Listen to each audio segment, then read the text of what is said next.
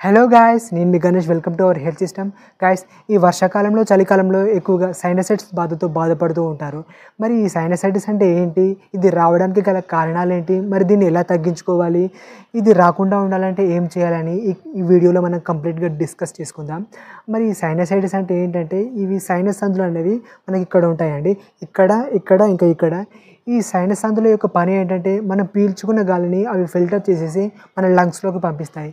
ఎప్పుడైతే మనకు dust allergy వస్తుందో, ఈ డస్ట్ అలర్జీ వల్ల అక్కడ శ్లేష్మం ఉత్పత్తి అయిపోయి ఇక్కడ ఇక్కడ ఇక్కడ ఈ ఖాళీ ప్రదేశాల్లో ఆ శ్లేష్మం అనేది నిల్వ ఉండిపోతుంది. నిల్వ ఉండిపోవడం వల్ల మనకు హెడేక్ గాను, ఇంకా తల అంతా బరువుగా అనిపించడం, ఇవి నిండిపోయి ముక్కులో నుంచి నిత్యం ముక్కు కారడం, ఇంకా ముక్కు దిబ్బడిగా ఉండడం, ఇలాంటివన్నీ జరుగుతూ ఉంటాయి. దీనివల్ల చాలా డిస్కంఫర్ట్ ఉంటుంది, అనీజీగా బాడీ మొత్తం అనీజీగా ఉంటుంది, ఎప్పుడు ఫీవర్ వస్తూ ఉంటుంది, లేజీగా ఉంటాం. ఇలాంటి సమస్యలన్నీ మనం ఎదుర్కొంటూ ఉంటాం. ఈ సైనసైటిస్ ఎందుకు వస్తుందంటే డస్ట్ అలర్జీ వల్ల వస్తుంది.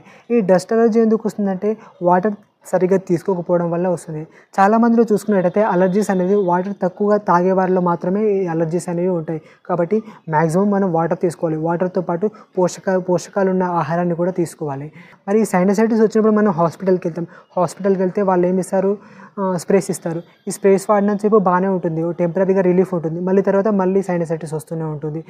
దానికోసం మళ్ళీ డాక్టర్ దగ్గరికి వెళ్తే మళ్ళీ వాళ్ళు ఏం చెప్తారు, సర్జరీ చేయాలని చెప్తారు. ఓకే, సర్జరీ చేస్తాం, బాగానే ఉంటుంది.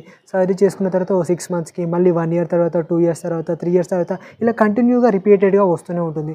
మరి దీనికి పర్మనెంట్ సొల్యూషన్ అంటే ఏంటి, దీనికి పర్మనెంట్ సొల్యూషన్ లేదా అంటే ఉంది. ఎక్కడో లేదండి, హాస్పిటల్లో కాదు, మన ఇంట్లోనే మనం పర్మనెంట్ సొల్యూషన్ వెతుకోవచ్చు. హాస్పిటల్స్కి వెళ్ళాల్సిన అవసరం లేదు, అంత సర్జరీకి మెడిసిన్స్కి అంత మనీ పే చేయాల్సిన అవసరం లేదు. మన ఇంట్లోనే మనం తగ్గించుకోవచ్చు ఈ సైనసైటిస్ని. మరి ఏం చేయాలంటే, రోజు వేడి నీరు తీసుకోవాలి. వేడి నీళ్ళు ఖచ్చితంగా 4 liters అలా వరకు తీసుకోవాలి. తర్వాత ఏంటంటే ఆవిరి తీసుకోవాలి. పిప్పర్మెంట్ ఆయిల్తో కానీ, యూకలిప్టస్ ఆయిల్తో కానీ ఆవిరి తీసుకోవాలి. ఇవి ఇలా తీసుకోవడం వల్ల ఆ ఆయిల్లో ఉన్న ఘాటు అనేది ముక్కు లోపలికి వెళ్ళి ఇక్కడున్న శ్లేష్మాల యొక్క చిక్కదనాన్ని పల్చగా చేస్తాయి. ఇంకా ఏమైనా మన ముక్కులో వాపులు అంటే ఏమంటారు, కండలు అంటారు కదా, అవి వాటి ఇన్ఫ్లమేషన్ కూడా తగ్గిస్తుంది. ఇంకా ఏంటంటే జలనీతి చేసుకోవాలి. జలనీతి అంటే ఏంటంటే, బయట వెళ్ళి కొనుక్కుంటే ఒక జలనీతి పాత్ర అని ఒకటి దొరుకుతుంది. దాన్ని తెచ్చుకున్న తర్వాత అదొక రౌండ్గా ఉంటుంది, సైడ్కి ట్యాప్ లాగా ఉంటుంది.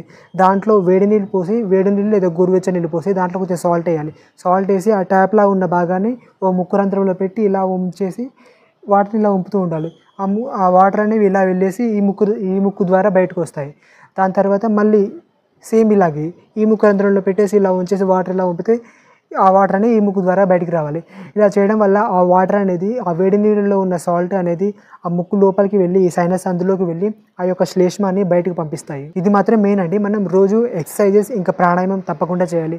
వీటి వల్ల మనం ఎక్సర్సైజెస్ చేస్తున్నప్పుడు మనం ఫోర్స్గా గాలి తీసుకుంటాం. ఈ ఫోర్స్గా గాలి తీసుకున్నప్పుడు ఏంటంటే, ఆ గాలి యొక్క రాపిడికి ఈ సైనస్ అందులలో ఉన్న ఈ శ్లేష్మం యొక్క చిక్కదనం కానీ, ఇక ముక్కు లోపల ఉన్న వాపులు కానీ, అవి అనేవి ఆ గాలి యొక్క రాపిడికి ఆవిరైపోతాయి. కాబట్టి మనం పుషప్స్ కానీ, పుల్అప్స్ కానీ బాగా బ్రీతింగ్ తీసుకునే ఎక్సర్సైజ్ బాగా చేయాలి. ఇంకా ప్రాణాయామం కూడా చేయాలి. ఈ ప్రాణాయామం చేస్తున్నప్పుడు ఆ గాలి యొక్క రాపిడికి ఈ సైనస్ అందులలో ఉన్న శ్లేష్మాలు, ఆ ముక్కు లోపల ఉన్న వాపులు, కండలు అవి ఆవిరైపోతాయి. ఇంకా ఇవన్నీ చేయడం వల్ల మనం దీని నుండి రిలీఫ్ పొందొచ్చు. కానీ కంప్లీట్గా మొత్తం తగ్గించుకోవాలంటే వీటితో పాటు కూల్ ఐటమ్స్ మొత్తం మానేసేయాలి. కూల్ వాటర్ తీసుకోవడం కానీ, ఐస్ క్రీమ్స్, కూల్ డ్రింక్స్ ఇలాంటివన్నీ తీసుకోకూడదు. చాక్లెట్స్, బిస్కెట్స్, మిక్చర్స్, ఇంకా బయట దొరికే ఫాస్ట్ ఫుడ్స్ కానీ, బేకరీ ఫుడ్స్ కానీ, ఆయిల్ ఫుడ్స్ కానీ ఇలాంటివి కంప్లీట్గా మానేసేయాలి.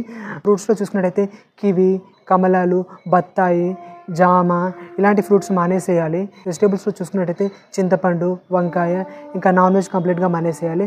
ఇలా 1 month 2 months ఇలా మానేసిన తర్వాత మనకు కంప్లీట్గా తగ్గిపోతుంది. అవన్నీ చేసుకుంటూ ఇవన్నీ మానేస్తే మనకు కంప్లీట్గా తగ్గిపోతుంది. ఆ తర్వాత మనం కంప్లీట్గా తగ్గిపోయిన తర్వాత అప్పుడప్పుడు తీసుకున్నా కూడా పర్వాలేదు. కాకపోతే ఈ తగ్గిపోయే వరకు అసలు తీసుకోకుండా ఉంటే చాలా మంచిది. ఓకే అండి, ఈ వీడియో మీకు నచ్చింది అనుకుంటున్నాను. ఈ వీడియో కనుక మీకు నచ్చితే లైక్ చేయండి, షేర్ చేయండి, సబ్స్క్రైబ్ చేసుకోండి.